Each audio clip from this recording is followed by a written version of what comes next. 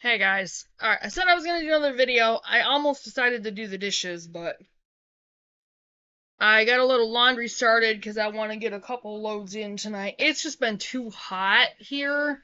We've had temperatures exceeding 100 degrees, so I'm trying literally not to do anything pretty much except sewing during the day. And, okay guys, I started a quilt that is gonna be up for sale. The one I'm making here is not up for sale. That one's ours. But this one will be. It's going to have some of the same material in it. So far. Sam climbed at the top of several mountains. She was much older than I am. I was different. You went to look after her because she was so sad. That's true. But I made her a promise before she died. That I'd come back and I'd climb to the top. And this seemed like this one is going to be for sale. And I have all of these quilt blocks. Of course I do. We can celebrate when I get back. This whole stack. Then it won't be a birthday. And this whole stack that's going to go into it. So it's going to take a lot more, but I have a lot more material to use. So, and then I have all of these little tiny ones that I think I might use to make a lap quilt. To do what she wants on her birthday. And that one's also going to be for sale. So, anyway. Yes. All right. So here we go, guys. This one is on spring foraging for plant treasures. I might pause it for a while, but hopefully I can get through it. Uh-oh. Big parties. Okay. Don't have this back together. Spring foraging for plant treasures. I'm going to hold this up. Actually, I'm going to shut this off. I mean, when you're with me, I can rely on you. There. I might have to take a picture. I don't know. Okay. Anyway. Use all the things that I've learned. The winters in Alaska are long and dark, so when the days start to lengthen and a hint of warmth returns to the air, we start dreaming of lush green meadows and forests. We hunt protein and grow, gather, and preserve as much produce from the garden as we can in the summer and fall. But inevitably, we must buy some greens, fruit, and other various items from the store. At the end of the road in Alaska, most of the lettuce we buy is half rotten and has a long, hard journey to land on our shelves.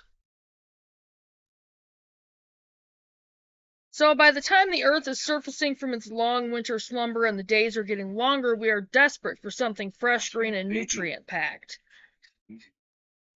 For us, spring is the best time of the year for wild edible foraging, and we are ever thankful for the moment those first nettles appear under all the dead plant debris.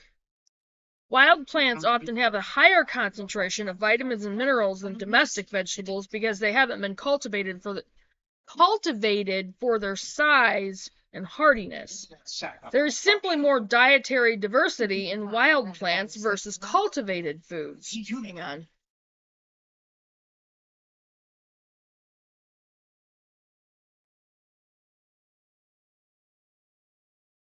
My husband, Ivan, and I always remark how invigorated we feel after a meal of...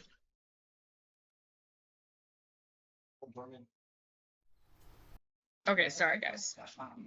Alright. So. You hear the news? Dr. Mike is climbing to the top of Pikes Peak. Don't worry.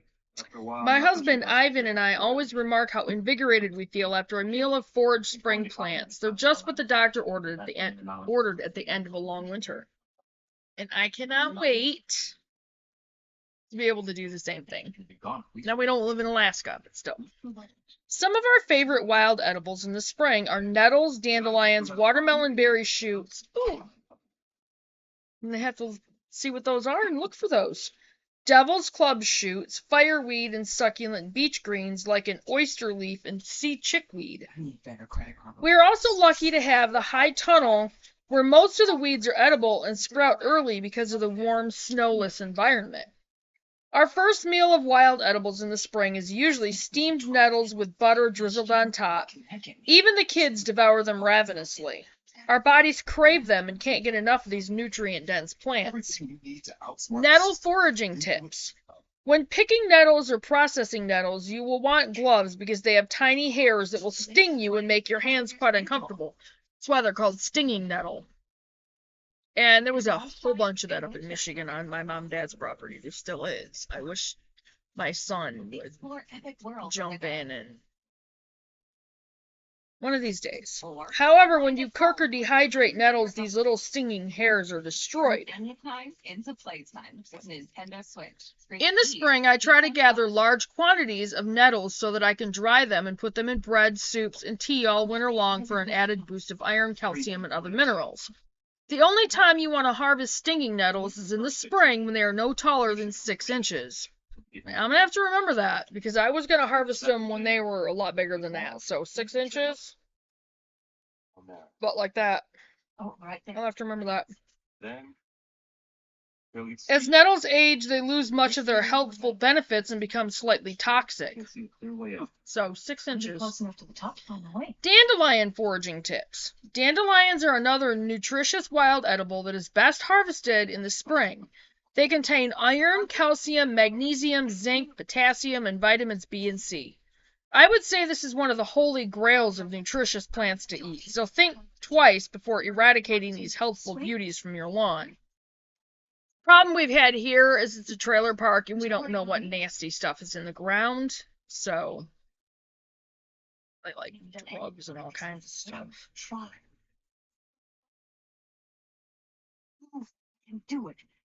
Every part of this wonderful plant is edible. Dandelion roots must be harvested early in the spring and can be sautéed in butter or made into tea.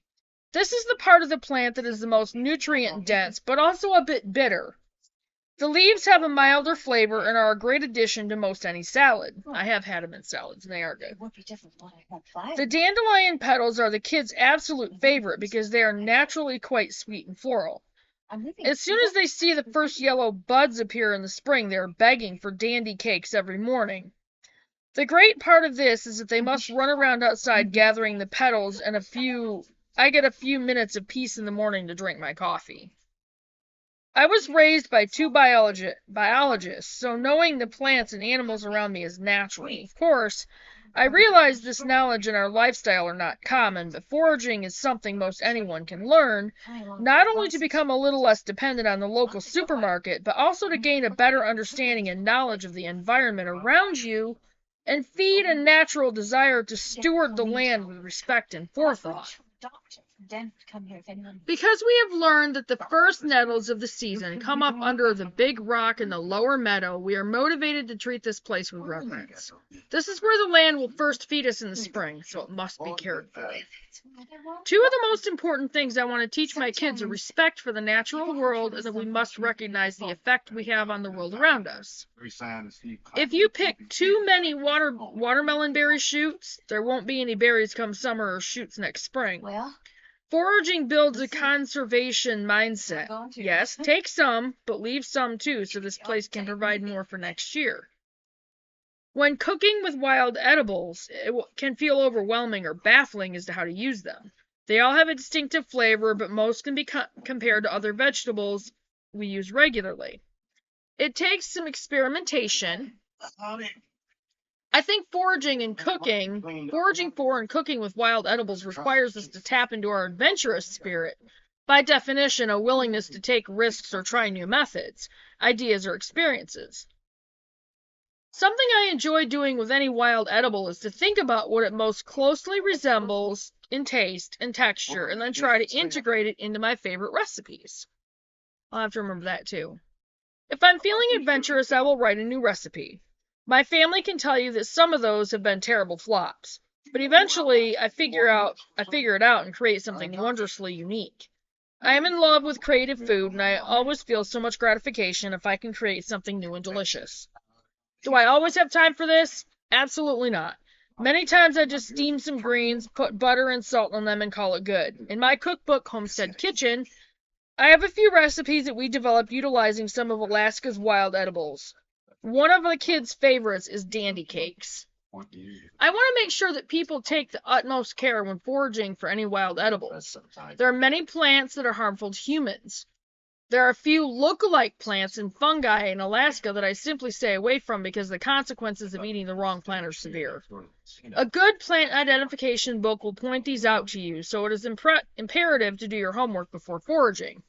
And I'm gonna make sure I get the Foraging for Wild Edibles book, which is another one of Nicole Appellian's. Another thing to keep in mind is to make sure you are gathering from places with unpolluted soil. Don't let any of these things discourage you. Most plant identification is very straightforward and easy. This type of gathering is so beneficial for your health and is more sustainable for the planet if done with care. Not to mention, it is it's like going on a treasure hunt. And kids are so quick and eager to learn skills like these as it is instantly gratifying. You will be surprised what kids will eat if they are involved in the process of foraging for it. I hope this will provide a little inspiration to adventure out into your own backyard, or perhaps beyond, and see what plant treasures are waiting to be discovered. And I can't wait. Eve Kilcher was raised in rural Alaska with a wilderness at her doorstep, where she learned to value self-reliance, pragmatism, and the natural world. Eve is one of the stars of Discovery Channel's Alaska, The Last Frontier, the popular series documenting the lives of some of the members of the Kilcher family who've homesteaded outside Homer, Alaska since the early 1940s. In maybe just 4 days? Nice. All right, so that was that. Smart assistant. Intuit credit card. Hi, we're visible. Getting set to travel this summer and need a wireless plan that'll keep me connected. Yeah, we'll do a separate video on that one. All right, so I'm going to go ahead and get off from here, and I will get that one up there. And that was spring foraging for plant treasures. Covered just about anywhere with unlimited hotspot included. So I'm going to go ahead and get that up there, and I will see you guys in a bit. Bye, guys.